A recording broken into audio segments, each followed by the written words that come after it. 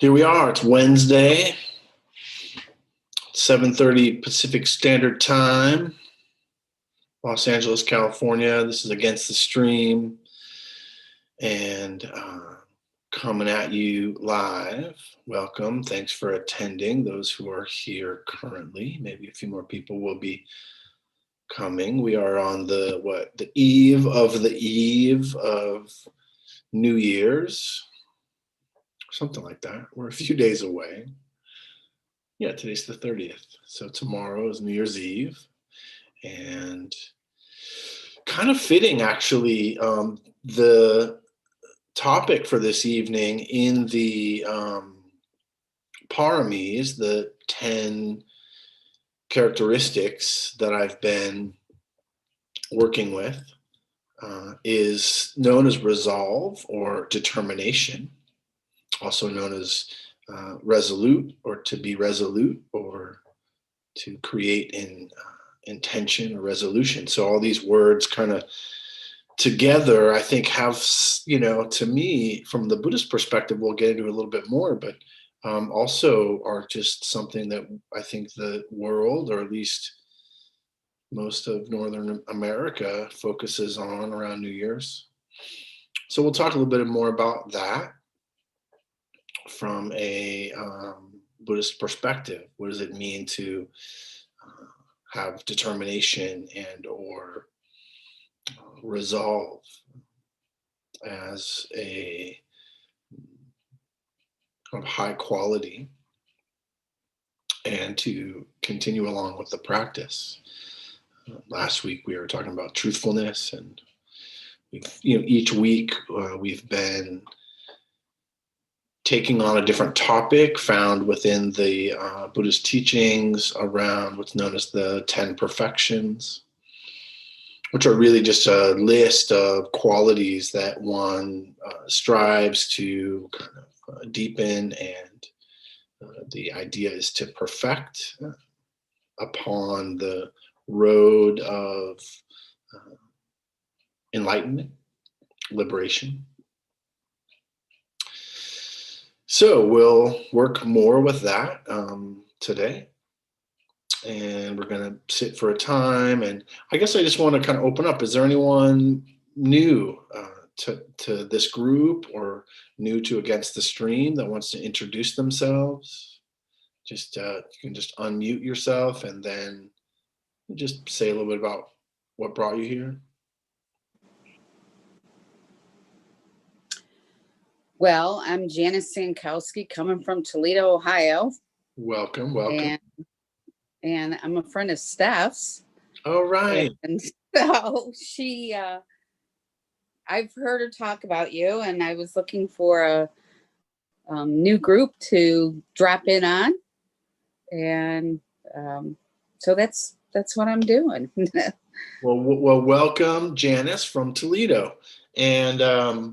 And it's 10:30 here, so 10:30. Well, thanks for staying up so late. I don't know if I could have done that, but thank you very much, and welcome. And yeah, so we'll continue on.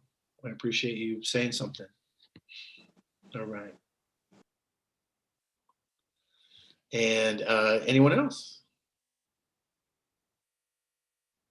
Okay, it looks like mostly the same, some of the same folks. Well, welcome to new and old, and people who have been practicing for eons, and those of you who are just starting out. We're always welcome to have you all here. We're going to go ahead and meditate. So let's sit for a time, and I'm going to bring in a bit of a theme. What I feel like is kind of a closing of the year theme. And we'll kind of I'll use the similar instructions that I often use, and then towards the end I'll bring in a bit of a reflection using a couple instructions, and I'll just say what they are now. So the three phrases that I think I'm using, and that I use from time to time, is let go, let in, and let be. And the idea is, once we kind of settle the mind and we've settled into practice for a period of time, to reflect on letting go. What is it that's maybe no longer serving us? What hindrances? What aspects of the mind, obsessive or kind of reflective, that are perhaps holding us back from progressing in our practice or from peace and ease in our life. And so that's kind of the letting go. So it'll be just kind of a open invitation to allow perhaps those things to come to light. And then a letting in is this also the idea of, what is it that we'd like to let in? Was it, brightness, or, joy, or some form of resolve? The idea of thinking about, just thinking about resolve, like what intention, what we'd like to set, what would we like to invite into the new year? This being a time of reflection. And then let be.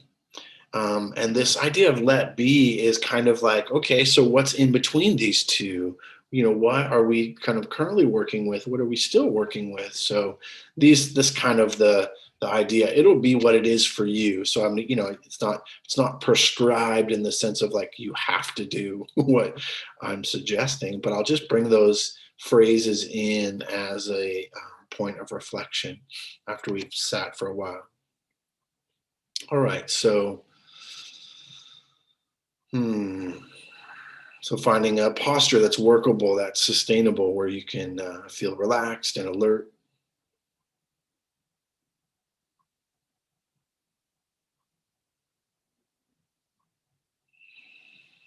If you feel comfortable, allowing the eyes to close or be downcast.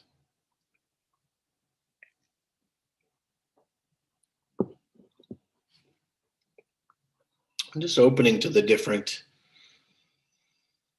sensations in the body. What's happening here in this body? Resting in the present time experience of sensations in the body.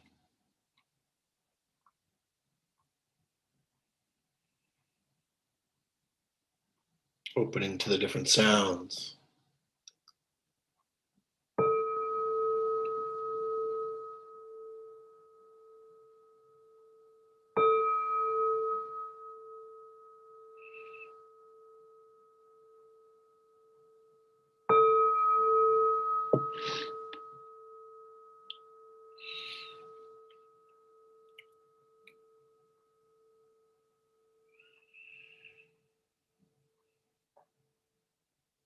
Then the invitation is to perhaps rest or aim the attention towards this experience of breathing.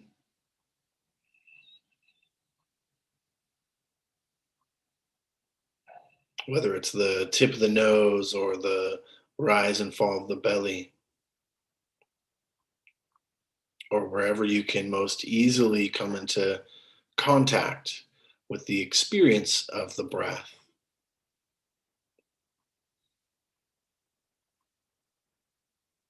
This sitting, breathing body as a point of awareness. And in some ways, just dropping out of the thinking mind and into the feeling body.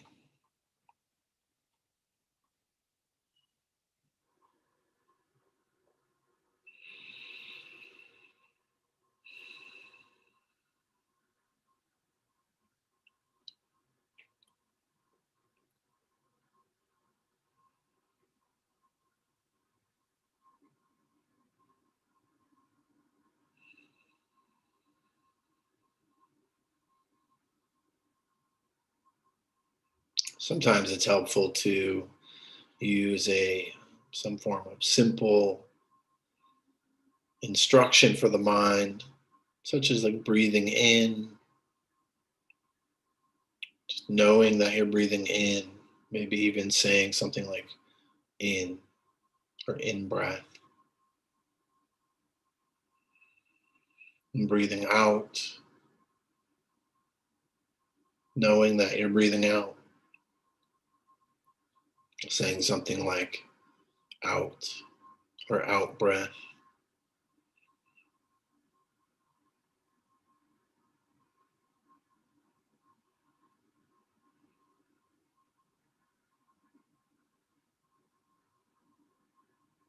Really, any simple phrase that will help you to stay connected to this present time experience of breath and body.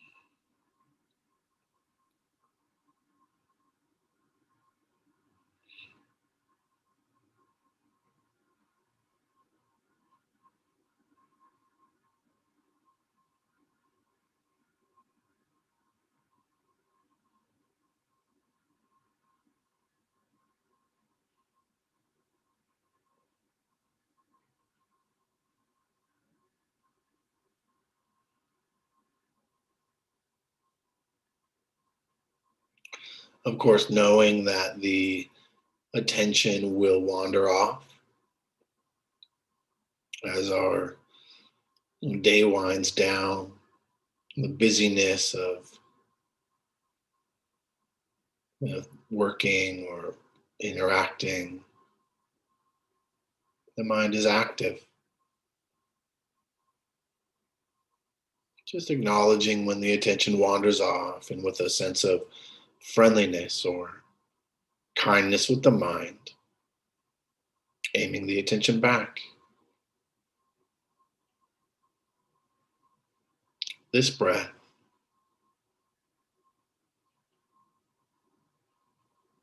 this sitting, breathing body,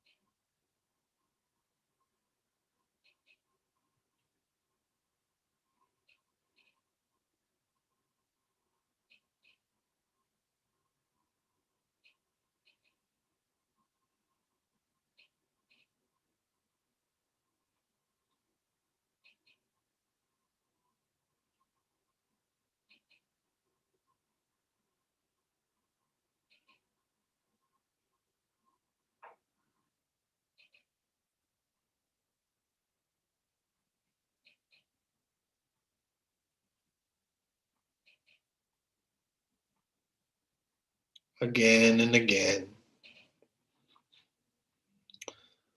allowing any opportunity to deepen the experience of this present time awareness, the breath or the body, sound, sensations, thoughts. Anytime the awareness kind of shifts from this experiencing of the breath can be a opportunity for both loving kindness and compassion,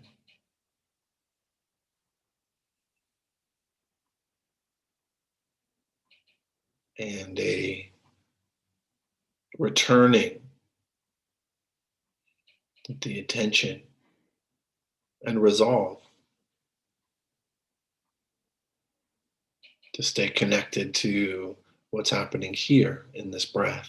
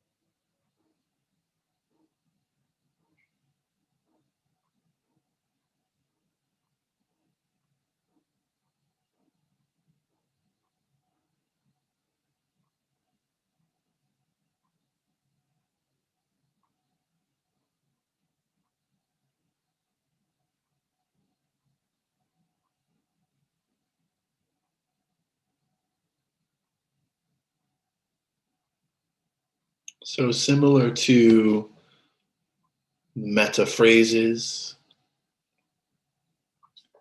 this idea of repeating phrase, we'll just work with this phrase, letting go. And the experiment, the invitation is to just drop in the question, letting go,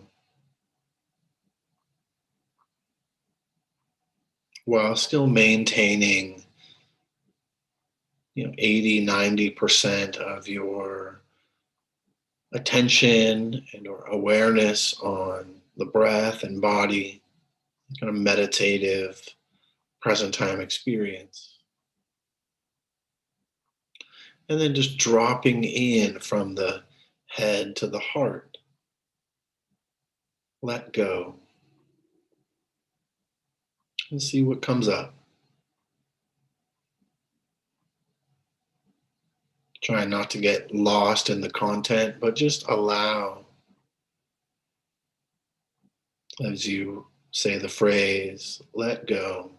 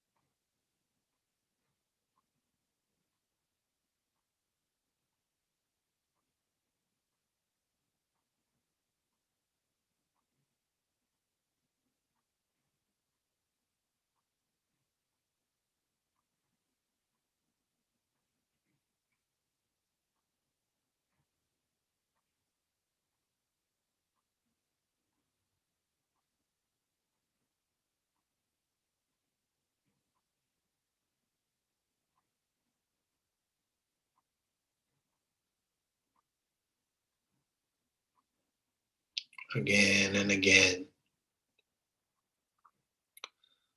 of allowing this phrase to drop into the heart. Let go.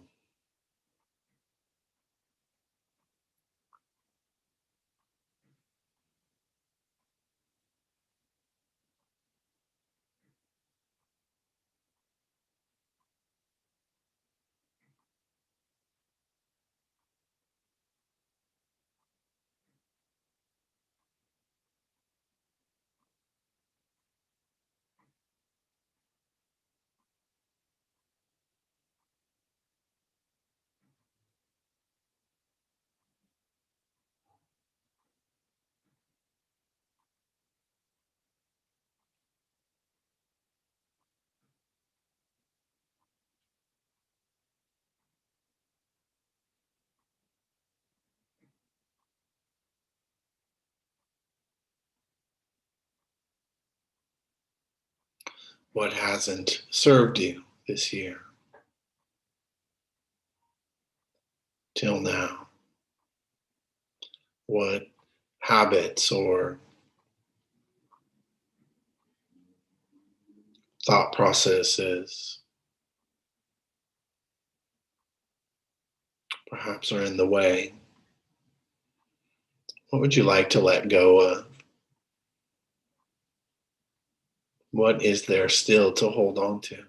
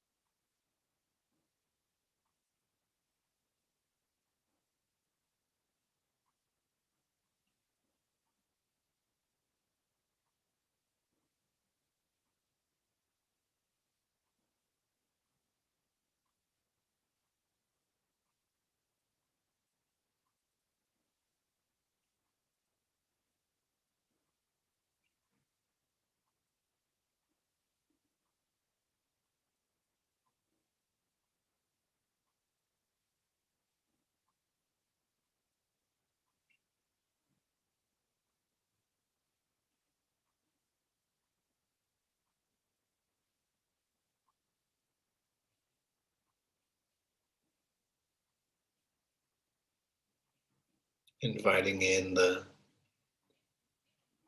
next phrase, dropping it in from the mind into the heart. Let in.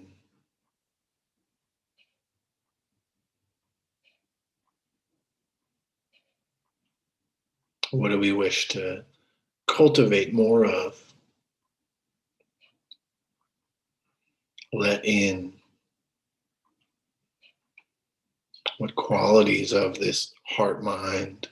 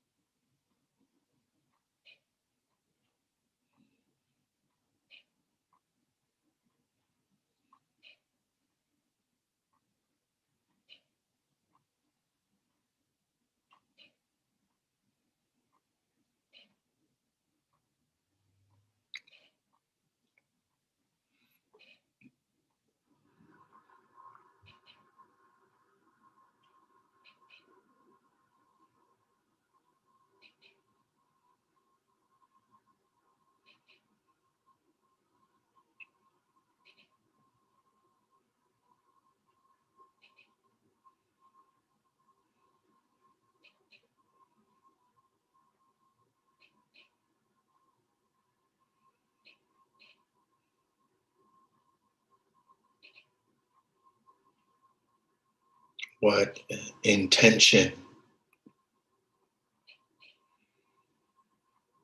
do you wish to set for yourself, for your practice?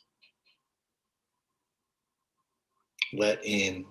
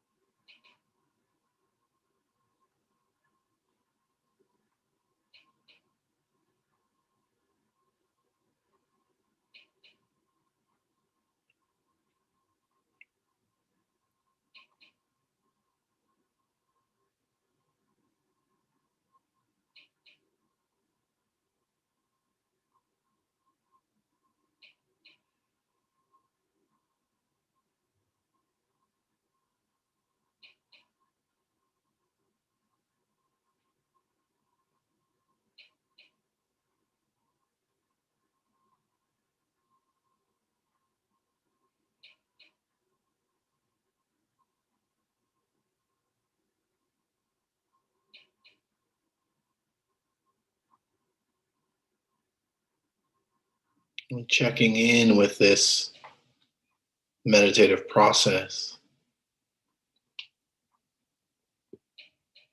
How's it going?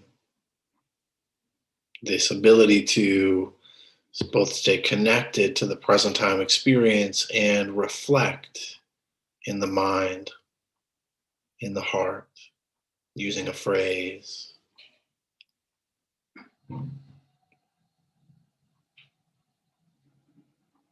Setting an intention.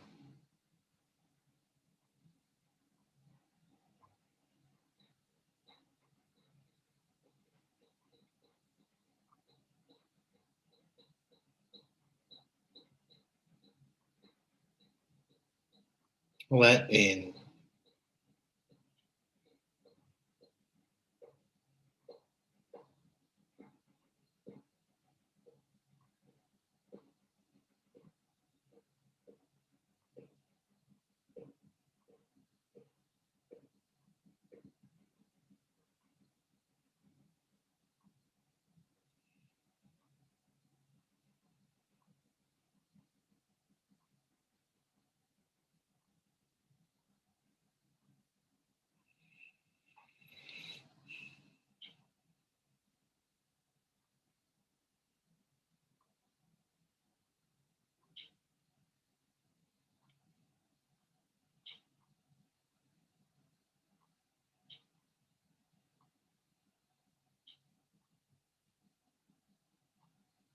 In the next phrase, let be.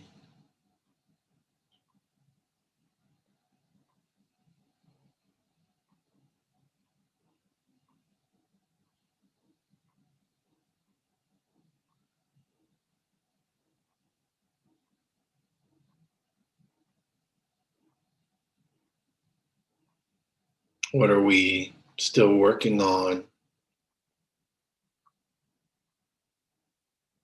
What feels perhaps too difficult? Can we just let that be for now? We don't have to tear the walls off the heart, the boundaries. We can just let things be.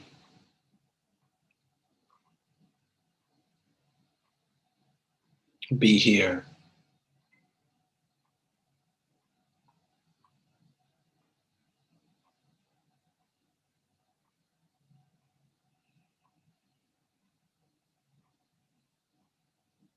This doesn't need to be a constant self-improvement process. Can we just let be?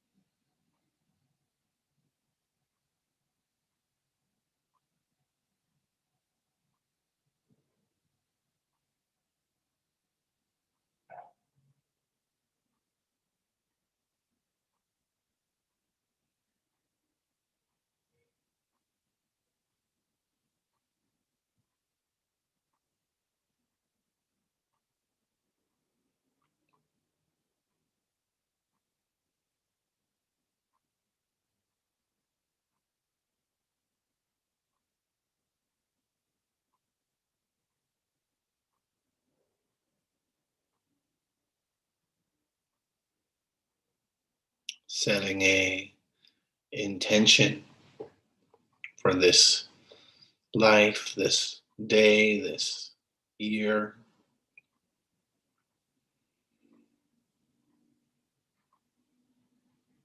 Let go.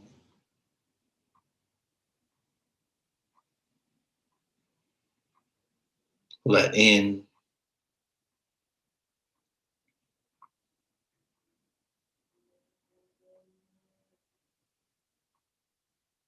And let be.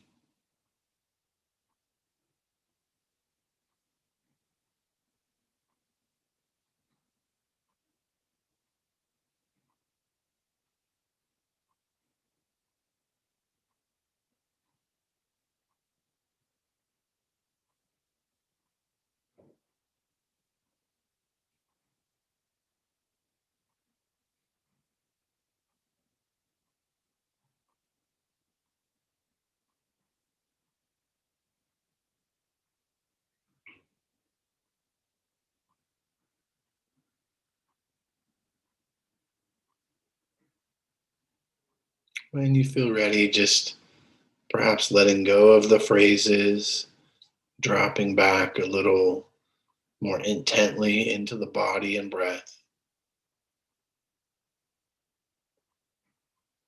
Just rest in this present time experience.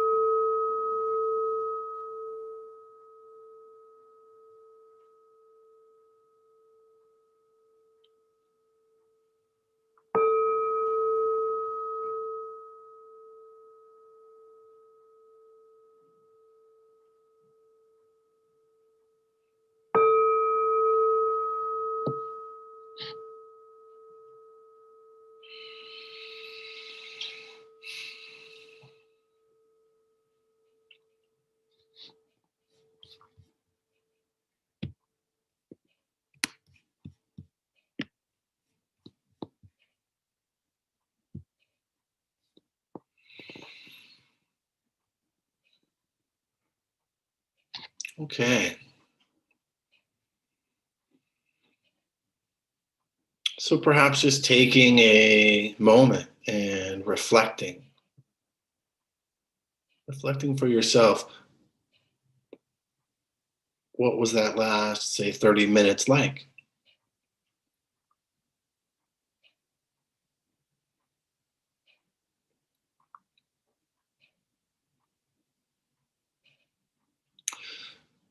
What did you notice about your mind?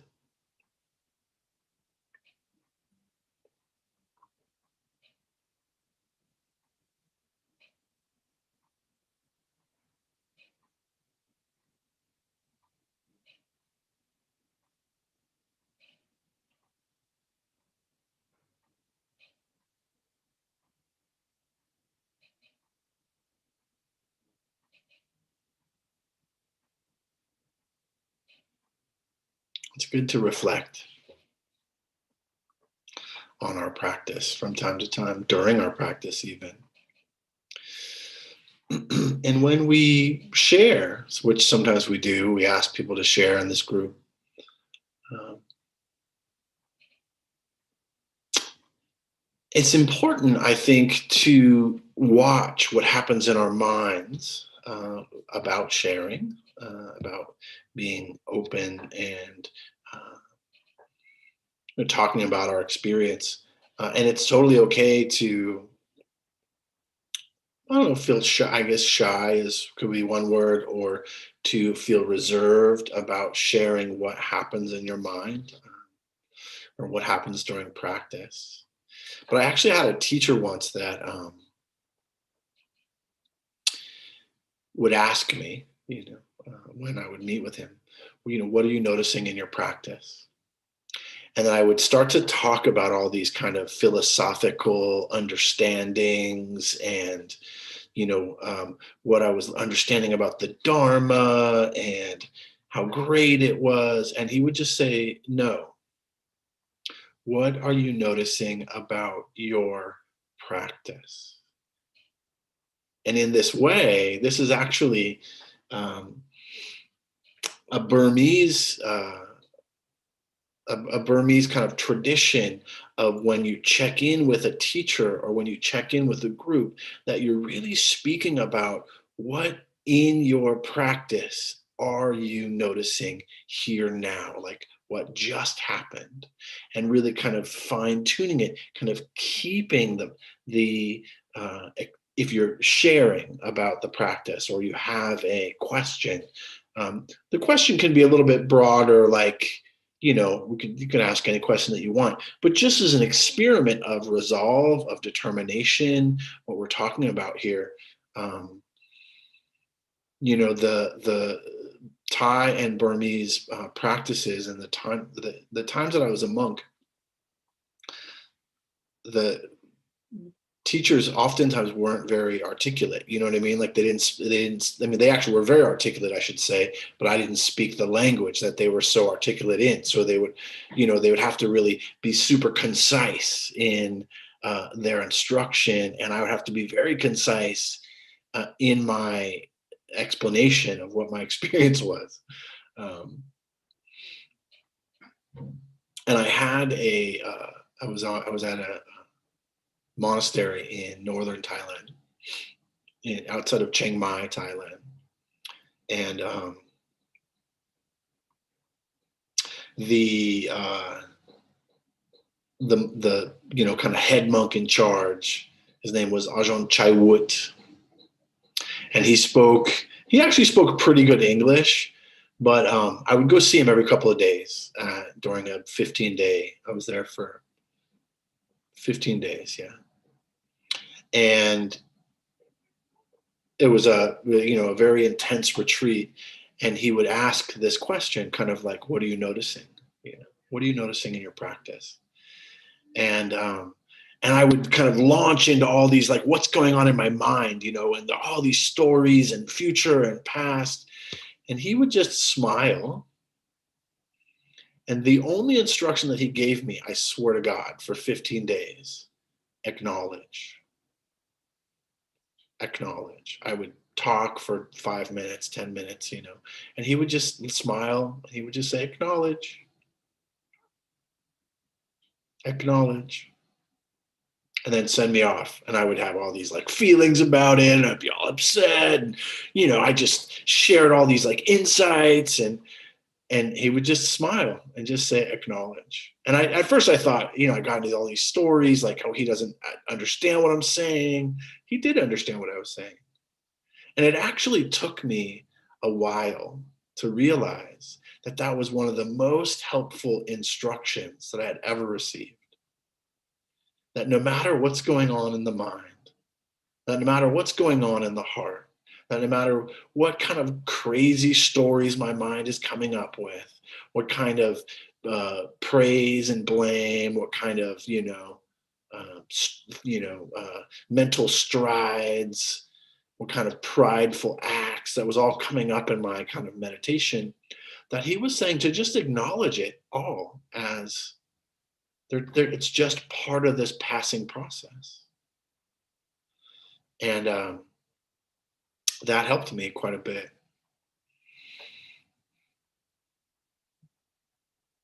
So anyway, I'm going to open up for questions or for reflections on that practice. I kind of gave a bit of a shift, right? It was really kind of a third, a third aspect of mindfulness kind of practice, where we're talking about being aware of the mind as we're actively in meditation.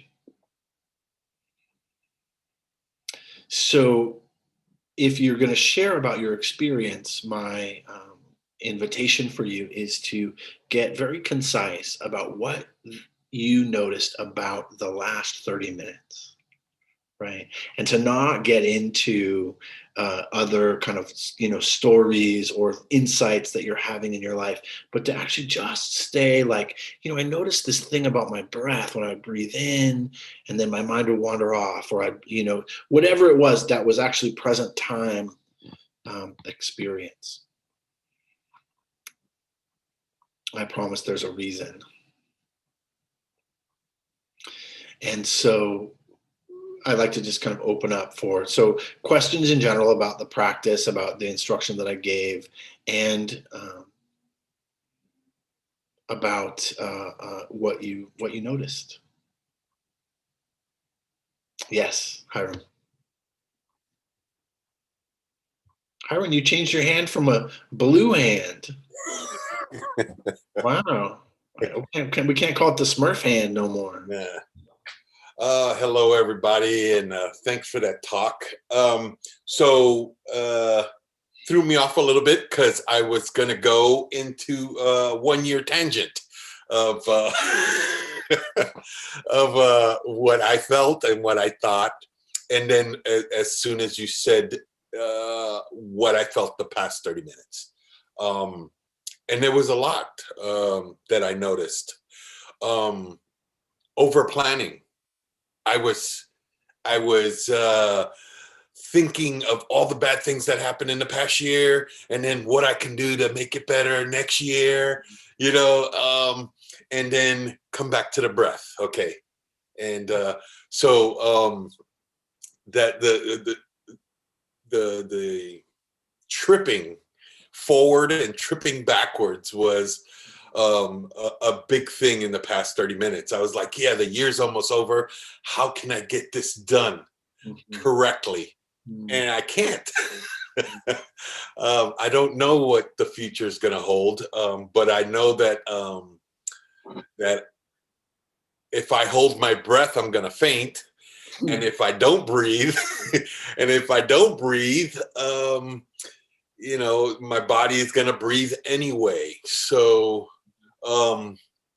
as you were saying, let go, I was like, okay, I'm not going to think about anything else but breathing. And then let in whatever came through my mind. I was thinking a million things, and then it was gone because focusing on breathing was, I I would have to say I was having a little anxiety attack as I'm meditating, and then my body would just take a breath, bud, like, and I started deep breathing because I wasn't breathing, relaxed or anything. So, yeah, that was at least 25 minutes of that meditation. So, that was my reflection. So, I hope that helped. It sure helped me because my body was telling me, breathe, idiot. So thanks for the talk, and there was a amazing sit, especially for the end of the year. Sometimes you just have to be in the moment. Yeah. So thank you. Thank you, Hiram. I really appreciate, first of all, just kind of staying concise about what the experience was, and the honesty around that kind of the panic attack and or the the kind of labored breathing, the deep breathing. Good for you to take the deep breath and have some intention around it. Yeah, there's more I'd like to kind of say about that, but the breath. But I think I'm going to just leave it there. And the other thing is acknowledge. Just acknowledge. All right, we have Janice. Janice, you want to share with us? Sure. So I guess first I have to say I come from a long history of Zen meditation. So I have a problem when I'm sitting, it's like my mind is quiet, and as soon as you talk, boom, I'm like I'm focusing on your voice. And then I'll go back. It's quiet, quiet, quiet, and then boom, you talk again. And I feel like this, I'm getting like tossed back and forth. And it's like, I don't know how to get past that. It's like, Does it annoy you? Does it get you upset? It doesn't so much get me. Yes, it does. Yeah, totally. It pisses you off. It's what the hell? I was in such a Zen mode, mode. And then it's like, shut up. He talked. I know. I get that a lot from the Zennies. It's okay. I was actually putting my fingers in my yeah. Yeah. I wish you could actually mute me, which maybe you can. But it's also good to know that. First of all, thanks for saying that. Yeah, I really appreciate you saying that. This is some radical honesty, right? And to know that all it takes is some, unfamiliar sound to get you to really to kind of shake the vibe, right? So and then again, using Chai Woot's instruction, acknowledge that, and then see if you can kind of settle in. I did give a little bit more instruction and talk a little bit more than maybe normal, but that is what we do here.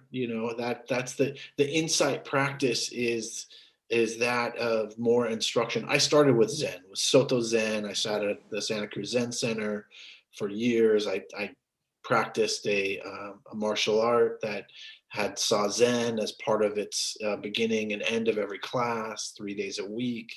So I get it. And I actually was very refreshed when I started to get some very clear instructions. Not necessarily during the meditation, right? Yeah.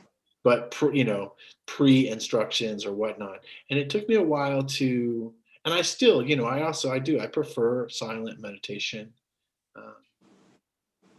bells or something. But it's okay. It's a preference. And it's something to work with. Was there anything about the let go, let in, let be? Were you able to do any of that, or were you just Oh, or you just like yelling at me in your mind? Were you just like, shut up? yeah, I was going, let go, just go. Yeah, yeah. No, actually, I really, really, that part I liked. Mhm. And I was able to, well, it was kind of like the whole reflection on what I just talked about. Mhm, mhm. It's like, let go of the sounds, let go of attaching yourself to his voice, let go of the anger. So, yeah. Great. Good work. Good work. Thank you for sharing. I'm glad you're here. Thank you. Who we got over there? Well, we got Mike, we got Shannon. It's me. Well, hello. Well, hello. Hi, everybody. Thank you for those instructions. I was thinking about this a lot today, so it was great to come in and to sit with it. And there was a moment when we got to let be. I had a little bit of anger because all of a sudden I had let it be in my head, and I did not need that at all. So there was some hostility.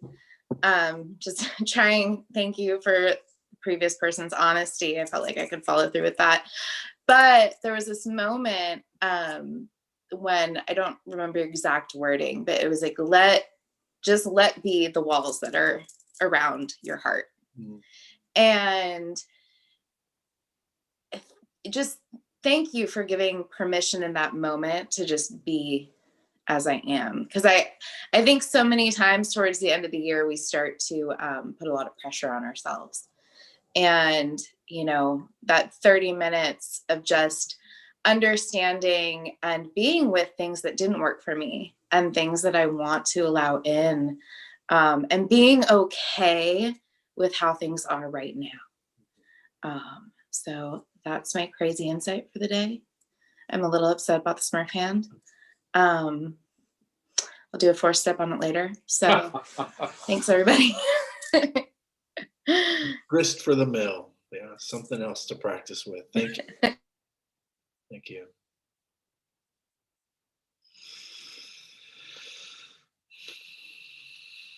Yeah. So, resolve. In the paramis, in some ways, there's different ways that. Well, okay, wait. What am I trying to say?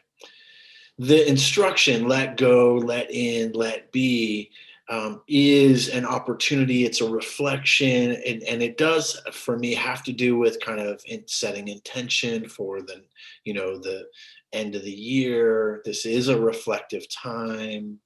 This is, for a lot of people, an introspective time, and yeah, giving the permission to just let it be. It's actually okay too. John Lennon was all right. He had some good shit to say. And yeah, as a matter of fact, John Lennon said, life is what's happening while you're making other plans. I think he was pretty, with all of his acid trips, he was pretty meditative. But anyway, in the parami of resolve or determination, there's kind of two ways to look at it. One is one of the ways that I was first taught is to create strong determination. So this idea of like having resolve, to do a thing, or to like sit and not move, or to have the mind be very like so this kind of austere, this very kind of pointed, strong determination practice of like, I'm going to sit every day regardless, because this is how we get free from suffering. And to have that kind of resolve, necessary, useful. In the book, The Paramis by Ajahn Sucitto, he tells a story about this type of resolve leading to freedom, where he went from Thailand as a monk to England, and he only had like light robes because he was in the tropics, and like flip-flops. And then he went to stay at a monastery in England, and it was cold and it was snowing, and he had to walk, and it was difficult. It was arduous, right? And he had a lot of complaining in the mind, and a lot of wanting and desire, and other monks were getting gifted boots, and he was in flip-flops, right? And then what he talks about is that he had a strong determination to bear with the difficulty, to bear with the challenges of having cold feet. He was like, my feet I'm not gonna die, it's just unpleasant. And he worked with that, and looks like he, found some resolve, some way to find kind of peace and ease along with the difficulty, right? And so there's kind of there's some different ways of looking from the Buddhist perspective. There's also bringing in wisdom, because there's some, we can get so, I think this is a pretty kind of American, it could be British too, Western kind of thinking process, which is we can get pretty fucking rigid in our resolve, where there's no kind of, that's where that letting be can kind of come from, this kind of relaxed sense of being with what is, instead of trying to kind of effort all the time. And I think this is where wisdom comes into play. This is where we can both have strong determination, like sitting every day, and the wisdom to know what kind of sit to do, whether it's a laying down meditation, or a compassion practice, or forgiveness, or a strong determination of like, I'm not going to move one bit, kind of statue meditation, walking meditation. So within the strong determination, or within the resolve, which is necessary in this practice, we'd have to have resolve at some point. Otherwise, it's just kind of willy-nilly. We sit when we feel good, and in my experience, the true benefits from this practice come through the difficult sits, through the like what Hiram and Janice kind of described. It's the challenges, and we don't know that until later, right?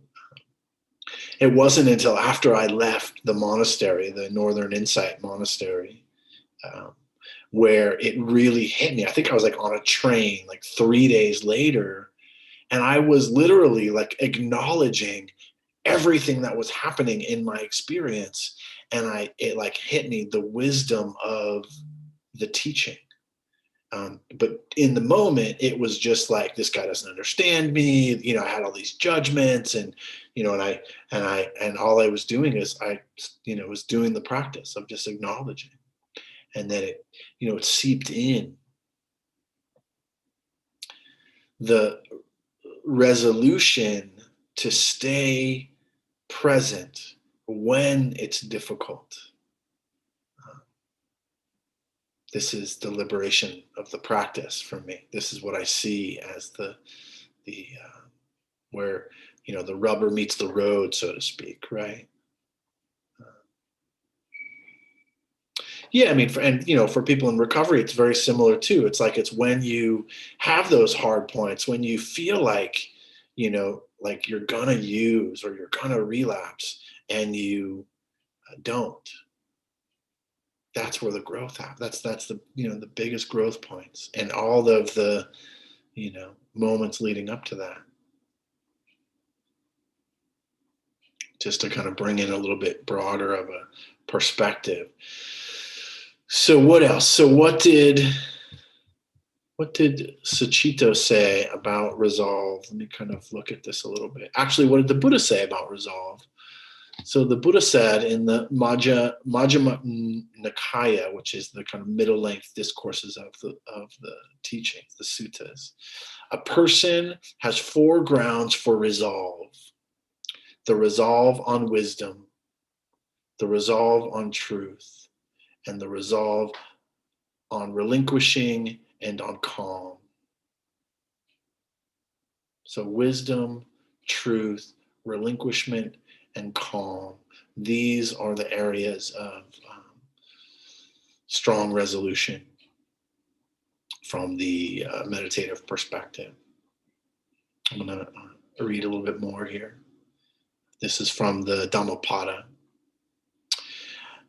We shall be happy indeed, friendly among those who are hostile, free from craving amongst those who are bound by it, free from greed amongst those who are obsessed with it. So this is to kind of stay in resolve.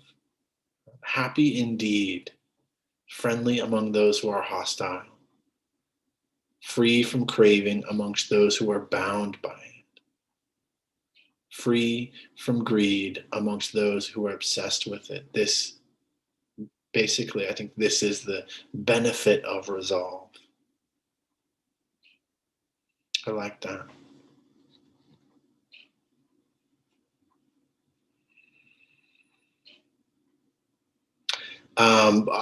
In this book, which, you know, Mike put up in the chat, so you can download it and read it for yourself. But there is a couple reflections and ways to work with resolve, ways to work with determination.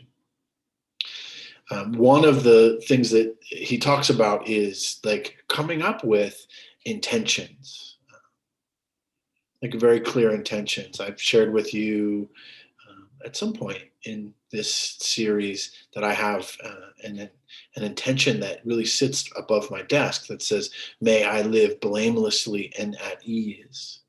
And I have some pretty strong determination to live that way, to live blamelessly and at ease.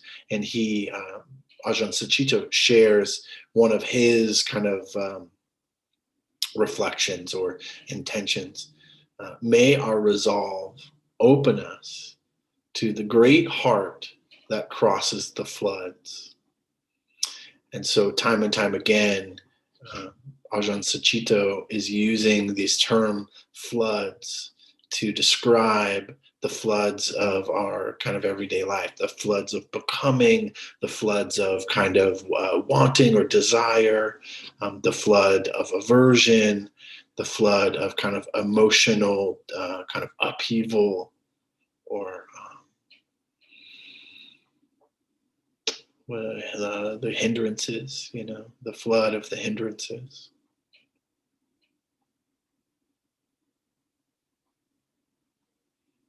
Yeah. Let's see what else we got here. Oh, some of the reflection. I'll just read this wise reflection.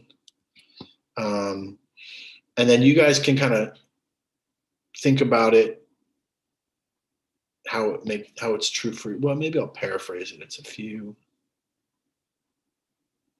Okay. No, I think that this is a good reflection, especially for the end of the year. So I'm gonna read this out. It'll just be a minute. To link wise reflection, to resolve, we might inquire with a mind that seeks my welfare. How do I shape and sustain a direction in life? How do I let myself down? Where are my weak spots? On the other hand, what is a good quality or skill to develop? Which of these obstacles or skills would I point out to someone? I wish well, so has a similar disposition, or is in a similar situation.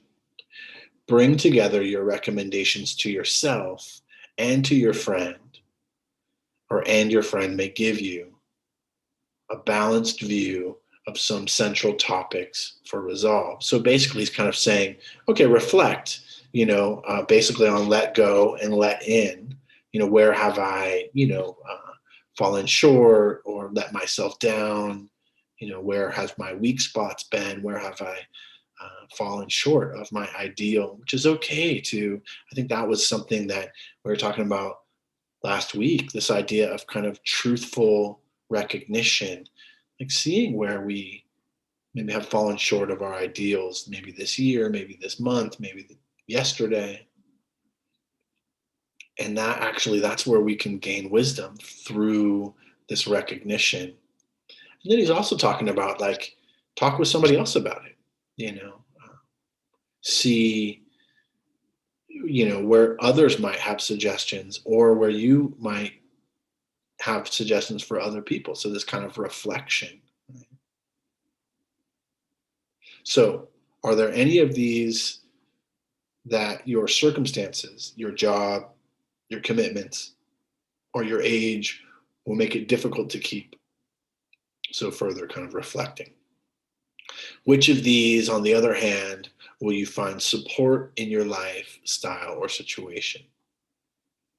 The results of these questions, will give you the optimal themes around which resolve is most likely to stick and bear fruit.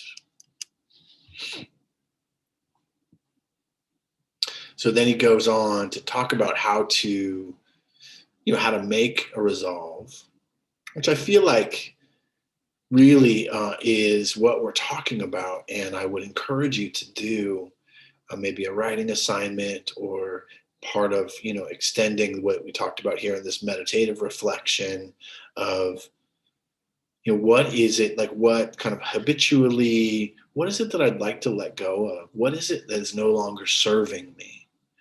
What practices, what mind states, what habits are no longer serving me? Are they getting in the way of, they're hindering my peace and ease, my happiness, my recovery, my, whatever it is. And then this letting in, what is it do I want to invite in? And then kind of setting an intention towards that. And to not, I guess this is a warning. This is some of what Ajahn Sucitto is saying too.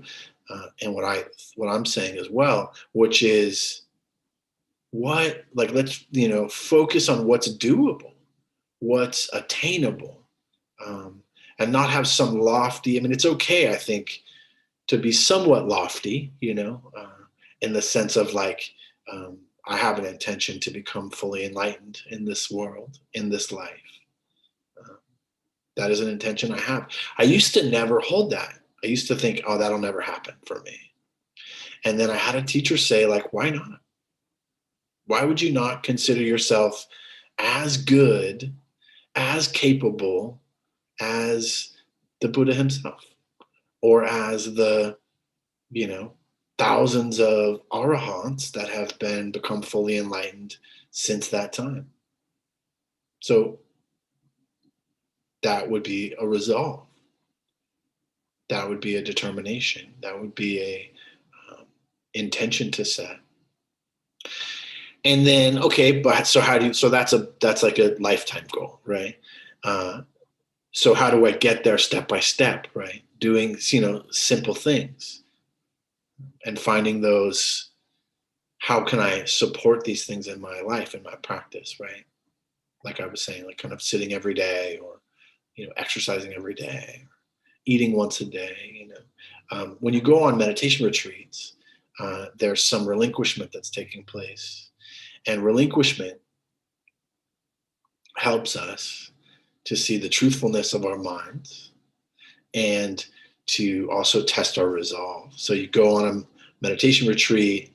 For me, I had several kind of things that I would work on. And so to take periods of time of like eating once a day, or, not laying down, only sitting, or, making sure not to do, like, this was something that I was guilty of, like go on a meditation retreat, and every walking meditation I would go for a rest. I would go lay down. So I was like, okay, I'm not going to do that. I'm going to resolve to walk every walking meditation and not use that as a rest time, so things like that, right? Sitting when I couldn't sleep, like things. So, creating some kinds of resolve for yourself.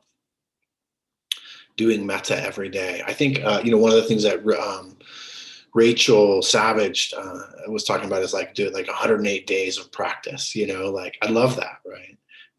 And maybe that's the thing you would resolve to do, or what was it, Shannon? It was for the forgiveness practice. What was that? The 100 days, or we did 108 days of forgiveness. Yeah. So we started I don't way before the election, but so we would end on that day. Yeah. Forgiveness. Yeah. Or was it? Yeah, something like that. Right. Yeah, I know that's what it was. Yeah. And so, I feel like that this doing things like that, and we could do it as a group, doing things like that together. One of the things that we have tomorrow is we have an intention setting ceremony that, Noah has been doing for 25 years or something like that. Like, every year, I generally go on a meditation retreat as a practice for my New Year's, and doing something that is reflective and that is setting intention into this new year. And not with a heavy, like, you got to do it, right? Like, but instead, some determination, and just taking in maybe these three phrases of let go, let in, and let be, Yeah. All right, that's about all that I have on this particular topic for now. I want to open up for some discussion or some questions.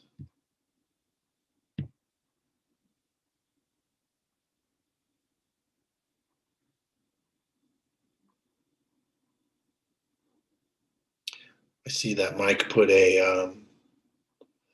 the donations box in there, and and the intention setting ceremony that's tomorrow. There's a link to all of those things. Thank you, Mark. Thank you, Mike, for doing that. I really appreciate not having to multitask. All right. So as far to just maybe talk about Donna a little bit. Our center, and most of our tradition in the Theravadan tradition is free of charge. We don't have a kind of set amount unless there's kind of extra, like we're doing book studies or something like that. But just the group, and even oftentimes the retreats are not, as teachers, we're not trying to get paid, right? That's not our job. Just there is a Venmo account, and the Venmo account is Against the Stream Meditation. So thanks for asking that question. But we are, we're struggling because we're not having in-person classes, and as many people are struggling now. And so to give any amount that you can to kind of help support the center, really. I don't take any dana from any of the groups that I teach. I have, kind of gainful employment at this point, and, the center, I just want to support the center, because it's my spiritual home. And I feel like that's important to do. There's also, if you ever, we have ongoing classes and retreats and things happening online. And you can always go to againstthestream.com to kind of check out what we have available. There is a course coming up with Noah Levine, one of our teachers, our main teacher. And that's Mike also put that link up, so you can check that out. Anything else? Anything else from the Sangha? Our people?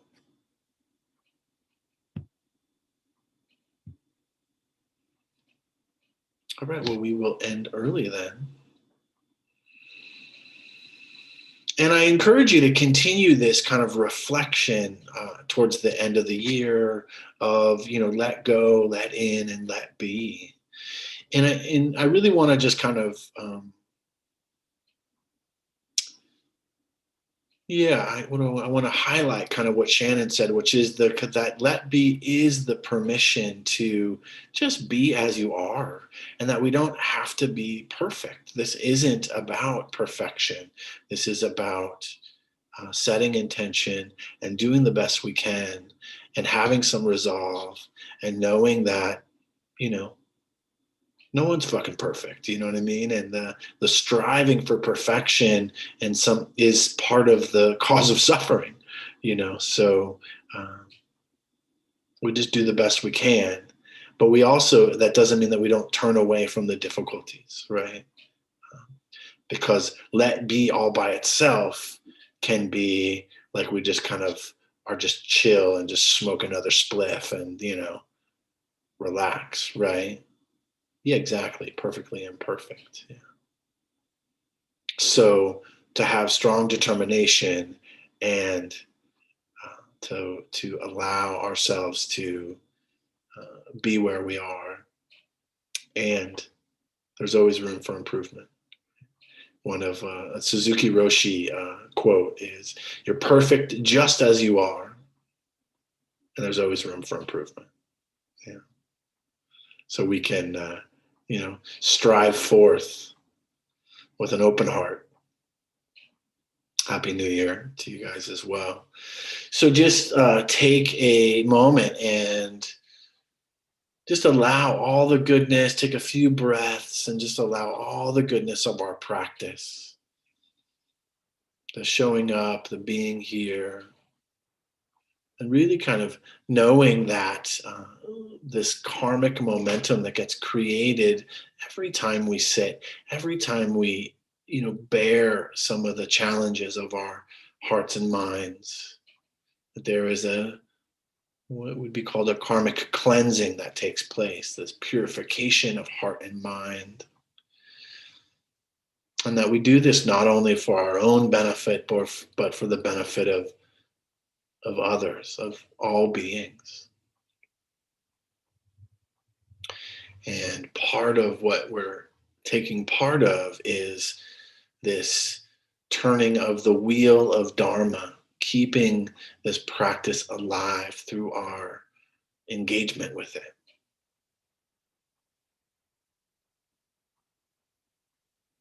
Without your practicing and my practicing, the Dharma could disappear. So we are of great benefit to ourselves and to all beings. May we all be free.